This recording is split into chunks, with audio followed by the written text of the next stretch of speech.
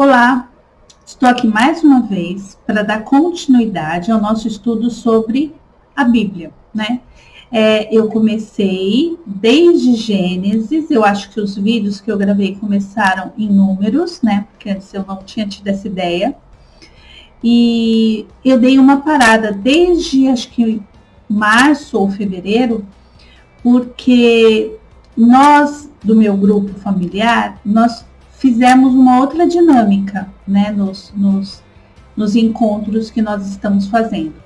Então, o estudo profundo e sequencial dos livros ficou para uma vez por mês somente, né? A gente tem revezado alguns outros integrantes, alguns outros familiares têm gostado de também compartilhar meditações, conhecimentos, revelações do Senhor através de um capítulo, um versículo, não necessariamente dessa forma que nós havíamos, né, iniciado, que seria uma forma sequencial dos livros da Bíblia. Então, o estudo mesmo ficou por minha parte só, né? Então, eu fiz alguns, mas deixei de gravar. Então, eu vou gravar, né? Nós estamos já finalizando o livro de Deuteronômio, mas quero deixar registrado aqui no canal, tá bom? Então, hoje nós vamos falar, eu estou colocando a tela, né, agora, da pauta. Essa pauta, ela fica disponível na descrição do vídeo, para que vocês mudem, para que vocês continuem a pesquisa. A intenção é essa mesmo, né? Que haja uma escola dominical em cada casa, né? Quão importante é essa parte, né, dos familiares poderem meditar sobre a palavra de Deus. Eu lembro muito de quando meu avô fazia isso. Eu nem pensava em seguir o evangelho, né? Então eu lembro que antes dos almoços, quando eu ia almoçar, tomar café na casa dele, o café da manhã era um culto, né? E isso, apesar de na época me trazer muito constrangimento, porque às vezes eu ficava até com fome, mas eu sei que foi a base para eu estar onde eu estou hoje, né? Então eu continuei, né? E eu vou falar hoje do capítulo 3 até o 11 de Deuteronômio, tá? Então, assim como eu havia falado logo no vídeo anterior, né, do capítulo 1 e o 2, é o momento que eles estão prestes a, de fato, de verdade, conquistar a Terra Prometida. Isso, eles também estavam perto, há 40 anos atrás. Só que por conta da desobediência deles, por conta de terem entristecido o Senhor diante de falta de fé, né? Daquele episódio dos espias, que eu vou até colocar aqui, porque eu acho que eu não fiz o vídeo dessa parte, né? Eu ainda não fazia vídeos gravando esse estudo, mas eu já fiz esse estudo com a minha família. Então, houve esse entristecimento do Senhor, né? Porque Moisés havia mandado espias para vigiar a Terra Prometida, eles estavam próximos, muito próximos de conquistá-la, e quando os espias voltaram, alguns, não todos, né? A gente vai ver isso, né? Ainda agora em Deuteronômio, porque 2 deles, que foi Caleb e Josué, eles permaneceram na fé, apesar de ver os gigantes lá eles foram espiar justamente para isso, para saber por onde entrar, que armas usar. Eles foram vigiar para arranjar essas estratégias, né? Mas não foi o que aconteceu, né? A maioria deles, eu não lembro agora quantos foram, mas eu vou colocar aqui na legenda a passagem para que vocês possam verificar. Muitos deles voltaram amedrontados, voltaram achando que derrotados, eles já estavam derrotados. Isso contaminou muito o povo, né? E houve inclusive um castigo do Senhor diante disso, né? Porque eles deixaram, eles esqueceram que era Deus que comandava. E não importa o gigante, não importa quão fortalecida era aquela cidade. E por isso, por esse pecado, não só dos espias, mas pela contaminação do povo, eles tiveram que ficar 40 anos no deserto, né? E a gente está agora, depois de 40 anos, vendo eles quase entrando. Mas Moisés teve necessidade, e agora a gente está vendo tudo relatado em Deuteronômio, de chamar o povo e relembrar, né? Ele relembrou essa parte dos espias, olha, lembra? Então, não façam mais isso, né? E agora, no capítulo 3 ao 4, ele vai relembrando outras coisas, que foram algumas vitórias que eles tiveram dentro desses 40 anos. Porque, apesar deles ficarem rodando em círculos, impedidos de entrar na Terra Prometida, Deus dava a eles algumas ordens, né, de conquistar uma terra, de conquistar... Deus estava trabalhando justamente com isso, confia em mim, né? Então, Deus deu vitórias para eles nesses 40 anos. Então, eu cito aí, porque em Deuteronômio agora Moisés vai relembrar também isso. Lembra quando a gente obedeceu o Senhor? Naquela vez os espias, vocês não quiseram obedecer. Vocês pararam de confiar no Senhor. Mas quando a gente confiou, a gente venceu. Aí ele vai citando, quando eles venceram na batalha, o rei Og, o rei de Bazã, que eram reis super poderosos naquela época. E eles foram criando uma reputação. Isso fez com que também eles fosse trabalhado essa fé, essa confiança, né, no Senhor diante desses 40 anos. Não foi 40 anos perdidos, foram 40 anos em que eles tiveram esse aprendizado. Por isso que nós falamos que o deserto é um lugar de aprendizado. Às vezes a gente não quer passar o deserto, mas se a gente não passa o deserto, a gente não aprende, né? O vale é outro lugar, que eu já falei até no canal, um lugar de combate, um lugar em que a gente precisa combater e a gente passa lá dentro a alimentar, né? Toda essa confiança, toda essa fé que é necessário e que é o ponto fundamental que Deus quer nos formar, né? Deus não quer, não é que Deus não quer, claro que Deus também nos mima. A intenção dele em te dar, sei lá, uma bênção material, é claro que Deus se preocupa também com isso, mas a maior da intenção de Deus conosco, com a humanidade, é nos formar e nos preparar para ser filhos dele na eternidade. Então, Moisés vai relembrando tudo isso. Um ponto importante que há nessa passagem que eu estou explanando hoje é quando Moisés chega para Josué e diz para ele permanecer firme, confiar no Senhor, né? Moisés tinha tido uma experiência muito ruim, porque ele deixou ser contaminado também pelo povo, pela rebeldia, né? Pela dura serviço do povo, e ele magoou muito o Senhor. O Senhor havia prometido que ele não ia entrar na terra prometida. Então, ele já tinha errado. Então, ele alerta Josué para que ele não erre. Modo de dizer assim, você vai ser meu sucessor. Eu não vou entrar na terra prometida porque eu fiz isso, isso e isso. Não faça. Isso mostrou para mim, na minha meditação, o quão humilde era Moisés, né? Porque diante de um sucessor, a nossa natureza humana poderia se encher de ira, de mágoa, de inveja, né? E não foi o que aconteceu com Moisés. Moisés realmente aprendeu com a correção do Senhor e alertou Josué, que era o sucessor dele, para não cometer o mesmo erro. É um momento também que ele sabe que a morte dele se aproxima, porque eles estavam prestes a entrar na Terra Prometida e Deus já havia batido o martelo de que ele não ia entrar. Então, é algo que ele está muito sensível. A gente vê em todos os discursos dele uma sensibilidade, né? A gente vai ver mais para frente também o último cântico de Moisés, que é pesado, a gente sente esse sentimento dele.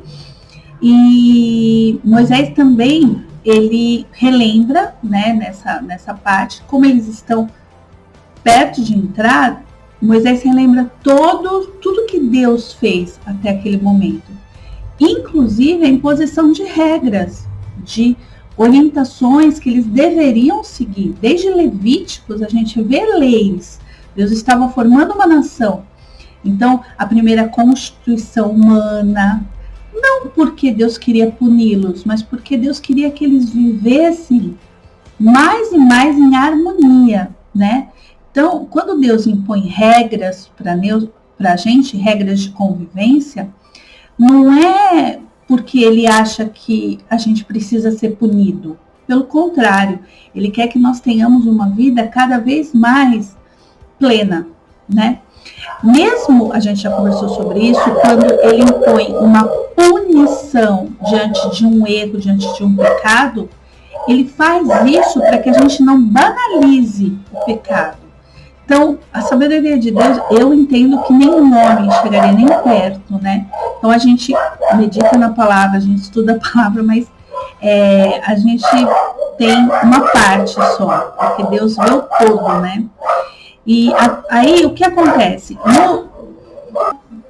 Bom, então, no capítulo 5, do capítulo 5 ao 11, ele vai reafirmar, né? Tanto essas outras regras, essas outras orientações, quanto os 10 mandamentos, né, que Deus deu a ele no alto do Monte Sinai. Então, nesse momento, Deus está ratificando todas as leis que ele havia dado desde que eles se formaram como uma nação na saída do Egito. Eu fui até pesquisar o que era ratificando, né? Porque na minha cabeça, eu imaginei que Deus havia dado uma modificada em alguma lei, né? Eu entendi retificando. Vou até colocar aqui o sinônimo dos dois, mas é o contrário. Ratificando é quando você confirma aquilo que foi falado, e retificando ao contrário, é quando você corrige. Então, Deus, nesses capítulos, está ratificando todas as leis que ele havia dado até o momento. Tipo assim, não foi só para o deserto. Essas leis vocês vão ter que segui-las também quando tomarem posse da terra prometida, né? No bem bom, as leis também precisam ser seguidas. E é um capítulo que Deus está, como se fosse assim, uma aliança. Lá no Monte Horebe, Sinai, Deus havia feito uma aliança com Moisés. Eu vou levar vocês para uma terra onde manda leite e mel, um contrato. Vai ser assim, assim, só que vocês precisam cumprir isso e isso, como se fosse um contrato mesmo, com cláusulas, regras e tal. Nesse momento da possessão da terra prometida, que eles estavam na boca, né, do caixa, Deus está fazendo essa aliança. Não era uma nova aliança. Era como se fosse as bodas, né? Como se fosse um relacionamento. O que Deus tem conosco é um relacionamento, né? Nós somos a noiva, ele é o noivo que vai vir nos buscar, a igreja, né? Não só eu, mas assim, faço parte de um corpo, né? Que é chamado noiva de Cristo. A Bíblia faz muito essa analogia, né?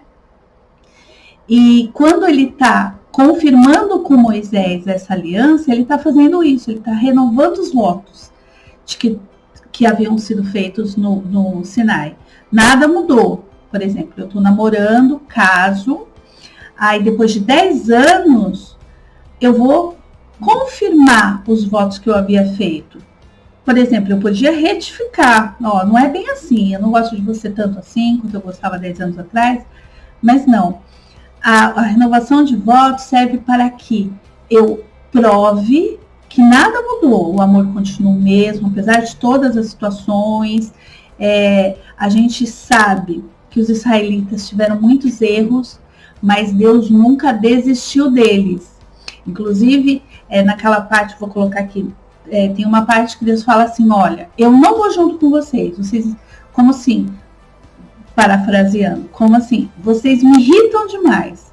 Então, vocês vão e eu vou ficar longe, né? Eu não vou ficar prestando atenção muito no que vocês fazem, porque vocês me irritam. E foi quando Moisés falou, se o Senhor não estiver conosco, junto, em toda a caminhada, eu não irei, né? Então, a gente percebe que Deus, ele não muda. Ele tinha um propósito de salvar aquele povo. Como sábio, como conhecedor onipresente, onisciente, ele sabe das nossas falhas, da nossa condição pecadora, mas ele não desiste. Ele corrige e não desiste. Então, é como se fosse um casamento perfeito mesmo, que é o que tem que ser. Não é o desquite, nem nasceu do coração do Senhor, nasceu do coração do homem, né? O casamento perfeito e a vista do Senhor é um casamento que a pessoa não desiste da outra. Ela vai consertando, aparando as arestas. Ela vai fazendo terapia, ela vai fazendo DRs, ela vai tendo discussões, mas a ruptura não acontece. E é isso que a gente vê na igreja de Cristo, na noiva de Cristo. Deus não desiste da gente e vai atrás de outra noiva. Deus, ele vai consertando a mim, a você, a todos nós que fazemos parte do corpo de Cristo, né? Bom, outra coisa a respeito de Moisés, quando Moisés fala para Josué tudo que ele não deveria, a gente percebe que Moisés, ele se coloca nessa situação que eu estou falando para vocês. Ele esquece o eu, ele percebe que ele está diante de algo muito maior, que é o que ele faz parte, que é o reino do Senhor. Então ele quer que aquele reino dê certo, não importa quem vai ser o líder. Josué era o sucessor dele. Ele tinha falhado, mas há algo maior. E esse algo maior, que seria a vitória do reino, era uma vitória dele também. Então, quando nós nos encaixamos nesse reino do Senhor, que nós fazemos parte desse corpo, a gente se sente uma pecinha de algo muito maior. Então, se eu não faço parte de uma igreja e eu não sou levita, o cantor, a pessoa que apresenta o louvor, líder, isso não importa muito, porque há um líder que vai fazer todo o processo para que outras pessoas sejam atingidas. Então, é isso que eu entendo que é o que a gente precisa fazer. A gente precisa diminuir o nosso eu e saber que a gente faz parte de algo muito maior. Bom, das alianças, né, que quando Moisés estava prestes a entrar na Terra Prometida, há essa ratificação da aliança que houve no Moisés, da aliança mosaica. O que eu tive o cuidado de fazer? Como nós, do meu grupo, não havíamos falado sobre essa aliança mosaica, a aliança sinóica, se eu não me engano, também chamada de aliança sinóica, porque aconteceu no Sinai, eu falei um pouco das alianças que Deus já fez com a humanidade. É um assunto que causou um pouco de conflito, né, nos meus estudos. Por quê? Porque é uma visão aliancista, que é um termo usado, né, pelos teólogos, que vai dizer de uma visão das pessoas que acreditam nesse sistema que é o aliancismo. E tem os outros que acreditam no dispensacionalismo. Não vou falar sobre isso hoje, porque na outra aula, na outra parte de Deuteronômio, eu exemplifico um pouco melhor sobre isso, tá? Porque eu senti necessidade e aí eu acabei falando isso para minha família também, né? Porque antigamente a gente escolhia a igreja como sendo pentecostal e não pentecostal. E hoje, pelos estudos estarem cada vez mais aprofundados, tem essa visão. Tem pessoas que acreditam que vai haver um milênio, então tem um nome para esse tipo de interpretação. Tem pessoas que acreditam que Jesus vai vir, daí depois vai vir o anticristo, enfim. E aí tem outro nome para isso. Eu não tenho a intenção de ser teólogo. Eu tenho a intenção de aprender a Bíblia para cada vez mais estar mais próxima do Senhor, cada vez mais poder conversar com as pessoas e trazê-las para este sistema de amor. Então, eu acredito muito nisso. Mas é bom a gente saber. Então, eu meio que explanei um pouco para minha família sobre isso. Eu vou falar a visão aliancista, tá? Então, nessa visão, a história de Deus com a humanidade, ela passou por 7 alianças. Deus fez 7 alianças com o homem, né? Ele tinha um amor, ele criou o homem por conta deste amor que ele tinha, né? E que ele precisava explanar, ele precisava externar. Então, ele cria Adão e Eva. E aí ele faz uma aliança com Adão e Eva. Tanto é que ele vinha todos os dias, no finalzinho da tarde, para conversar com Adão e Eva. E essa aliança é chamada de aliança edênica. Por que é edênica? Porque ela existia no Éden. Era uma aliança de que eles eram inocentes, Deus vinha todos os dias conversar com eles, a comunhão era plena. Então, essa é uma aliança chamada aliança edênica. Quando Adão e Eva caíram em pecado e passaram a conhecer o bem e o mal, eles já não eram inocentes. Então, Deus não quero mais saber de vocês. Não. Deus fez com eles uma outra aliança, tirou eles do paraíso e fez uma aliança de cuidado, tanto é que Caim e Abel continuaram servindo ao Senhor, né? Oferecendo sacrifícios. Adão e Eva, com certeza, continuaram também servindo ao Senhor. E essa outra aliança se chama aliança adâmica. Por quê? Porque Adão já não era inocente, mas continuava aliançado com o Senhor, né? Com esse amor. Depois de tudo isso que aconteceu, o homem começou a pecar, né? Aí Caim matou Abel, e aí foi só ladeira abaixo, né? E aí o que Deus faz? Deus se ira de uma tal forma que resolve destruir toda a humanidade. Ele só poupa Noé e sua família. Então, há o dilúvio, Deus mata todo mundo e Noé fica vivo para continuar essa aliança que Deus havia feito com Adão e Eva. Diante de ter acabado com toda a humanidade, Deus percebe, eu entendo na sua sabedoria divina, de que o homem, a gente nasce numa natureza muito pecaminosa. Então ele resolve que ele vai agir de uma outra forma. Então o que ele faz? Ele promete, ele faz uma aliança, um contrato. Olha, Noé, eu nunca mais vou acabar com a humanidade. Não importa o grau de pecado que eles cometam. Eu não vou mais acabar. E eu vou confirmar essa aliança, esse contrato aqui com você, que é chamada de aliança noética, com arco-íris. Então, Deus faz o arco-íris para dizer que ele não vai mais exterminar a humanidade, apesar, né, de quão maldoso a gente possa ser. Depois dessa aliança noética, que a humanidade foi crescendo novamente, Deus vai fazer uma aliança com Abraão, né? Ele faz essa aliança com Abraão, claro que já pensando hoje, em 2021, né? Mas ele começa a aliança com Abraão, chega para Abraão, não chega para Abraão, ele chega antes para o pai de Abraão. Eu vou colocar aqui, eu não sabia disso, mas antes dele fazer a aliança com Abraão, né? Ele faz uma aliança com o pai dele, uma aliança assim, não seria uma aliança, mas seria um chamado.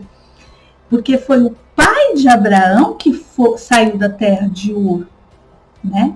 Então a gente percebe que Deus ele vai usando, inclusive o nosso passado, para que a gente seja beneficiado no nosso presente. Isso a gente tem alguns testemunhos para contar. Então, essa aliança abrâmica, que Deus chama Abraão é chamado pai da fé, porque não era comum as pessoas acreditarem no Senhor com S maiúsculo. E Abraão crê, mesmo sem testemunhos assim, sabe? Eu conheço uma pessoa que deu certo. Não existia isso. E Abraão creu, continuou seguindo, né? Ele já tinha saído da terra de Ur, mas ele segue a promessa e segue essa aliança, esse contrato com o Senhor, seguindo as orientações do Senhor, tá? Essa é chamada aliança abrâmica. O que acontece? Bom, e aí o que acontece? Acontece todo aquele processo que a gente sabe de Jacó, de Esaú, e aí Deus continua a aliança. A aliança de Abraão continua até a parte em que eles estão prisioneiros no Egito. Então, Deus não esqueceu o que havia prometido para Abraão. Então, o que ele faz? Ele levanta Moisés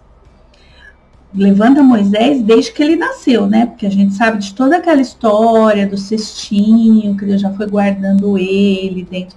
Bom, Deus já é um quebra-cabeça que quando a gente vê em partes, né? Mas quando a gente realmente, eu entendo que for para a glória, a gente vai ver toda essa história numa sabedoria que eu, por exemplo, Daniela, não tenho.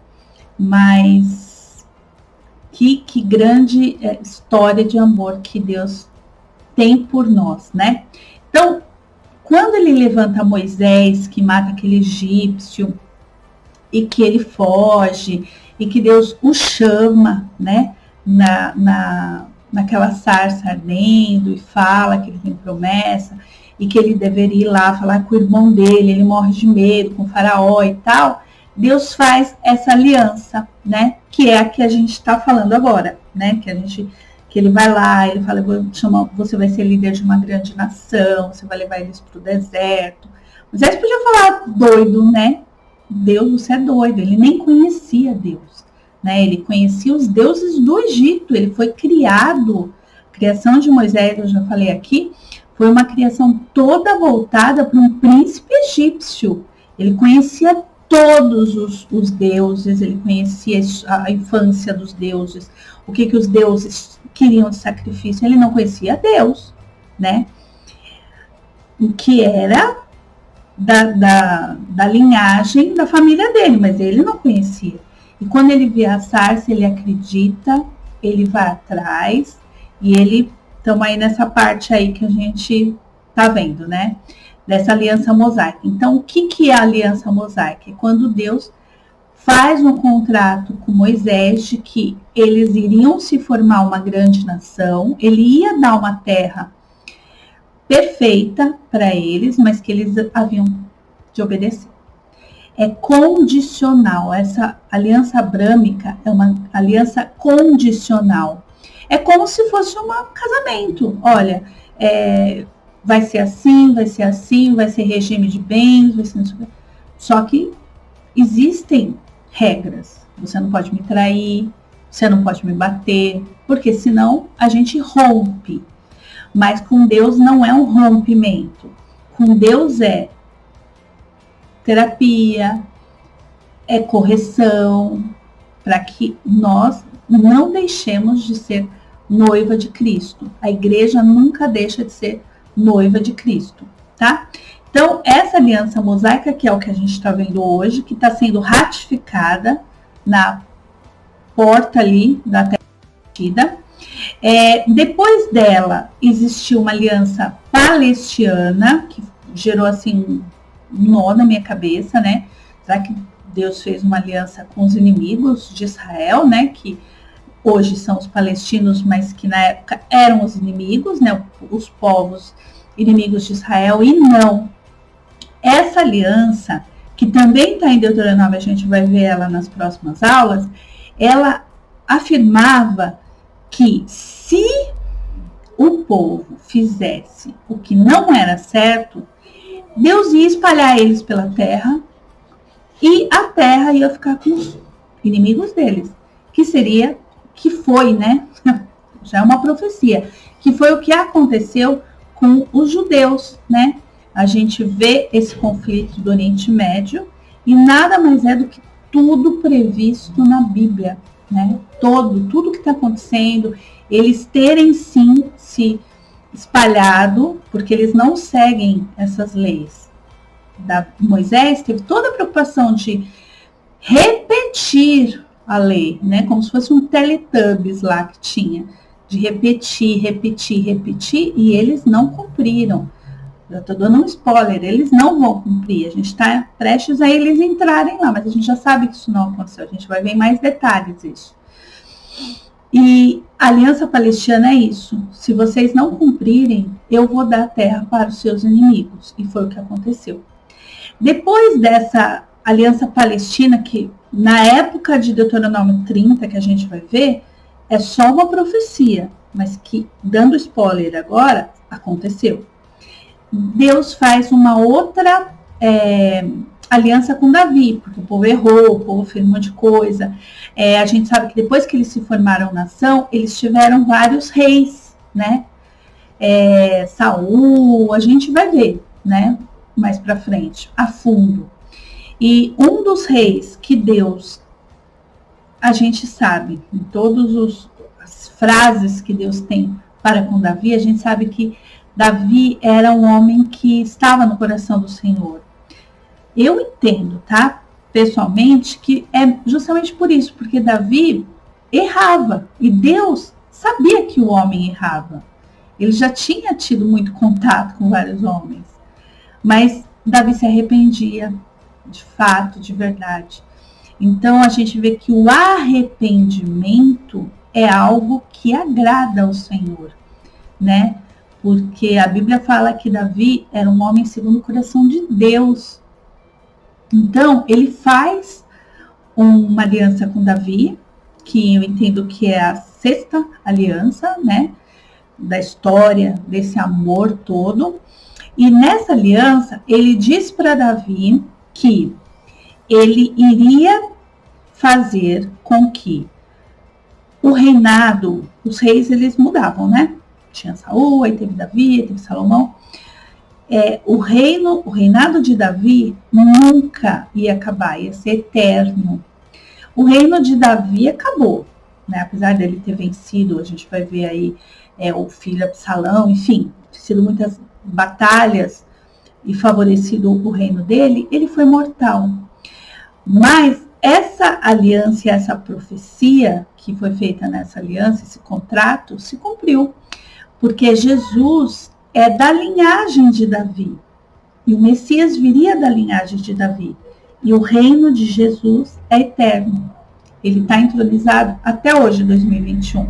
Então a gente vê que essa profecia foi cumprida para nós cristãos, né? Para os judeus, ela ainda não aconteceu. Mas, enfim, é isso que é a aliança davídica. Quando Jesus vem, sofre, cumpre todos os propósitos que haveria de acontecer, ele veio para o povo dele, porque depois do que aconteceu de Davi, o povo errou, só foi a ladeira abaixo. Tanto é que foram eles que crucificaram Jesus, né? Foi o povo dele, o povo que ele tirou lá do Egito, o povo que, enfim, esse povo que crucificou Jesus. Mas Jesus, quando Jesus falece e quando ele ressuscita, Deus abre essa salvação para toda a humanidade. Então, nós estamos nessa aliança, que é chamada de nova aliança, né? Então, a gente entende assim, que pela aliança da graça, que seria quando Jesus levou os nossos pecados, não é por isso que a gente não tem que pedir perdão para o Senhor, não é isso. A gente não está condenado pelo pecado. Jesus levou o pecado na cruz porque a gente não tinha como pagar o preço, né? Antigamente eles matavam, eu fiz isso, então eu vou matar uma ovelha. Não, Cordeiro Santo, ele já foi sacrificado, que é Jesus, por todos os nossos pecados. Mas, sim, o arrependimento nosso do pecado precisa continuar, porque se não houver isso, não há mudança. A gente não se torna semelhante a Cristo. Então, como que Deus ele vai chamar para a glória dele pessoas que não são semelhantes a ele, minha opinião, né? Então, o céu é para os santos. Então, a gente precisa dessa santificação. A Bíblia toda fala sobre isso. Não que a gente precise pagar, ai meu Deus, eu fiz isso, eu vou ter que pagar esse pecado, senão vou ter que imolar, né? Acho que é imolar que chama a palavra. Não. Jesus já fez esse sacrifício. Mas o arrependimento e a conversão de caminhos, a gente precisa ter. Então, nessa nova aliança, que é chamada de aliança da graça, não existe alguém que está longe da salvação. Não, ela está perto da salvação. Ela crê em Jesus, ela já garante a salvação. Mas ela vai precisar passar por um processo de purificação, de conserto, né? Que é o que nós cristãos passamos, né? A gente passa por correções diárias no Senhor. A gente continua errando porque a nossa natureza é pecadora. Paulo já disse isso. Miserável homem que sou. Né? Aquilo que eu não quero, é uma coisa assim, aquilo que eu não quero eu faço, aquilo que eu queria fazer eu não faço. Então a gente tem essa natureza, mas a gente precisa se arrepender, a gente precisa ler a palavra, cada vez mais que a gente lê, a gente fica mais, né, é como se fosse um filme de terror, né? Cada vez que a gente assiste um filme de terror, a gente entra ali em catarse, a gente vai criando medos, assim, até quando a gente não está assistindo. E assim é a Bíblia, né? A gente vai ganhando um conhecimento que vai servindo para que a gente melhore. Então, eu não ia falar sobre as alianças, mas como falou sobre a aliança mosaica, e eu ainda não havia falado isso no grupo de estudo, porque eu já havia passado pela noética, a gente já estudou o dilúvio. Então, eu resolvi retomar. Minha família gostou bastante. No último parágrafo do texto, vai falar sobre isso mesmo, sobre algumas visões, né? Que apesar de ter todas essas 7 alianças, há visões diferenciadas. Então, há visões de que essa, por exemplo, aliança palestina, eles acreditam que Israel perdeu já, porque tudo já aconteceu com Israel, todas as profecias já aconteceram. Alguns acreditam assim, outros acreditam que não. Que, por exemplo, Israel já perdeu, já voltou. Então já aconteceu todas as profecias. E há outros teólogos que acreditam que não. Que o que aconteceu foi passado. Mas que perto da volta de Cristo, depois da volta de Cristo, depende da visão, né, de interpretação da Bíblia, vai acontecer.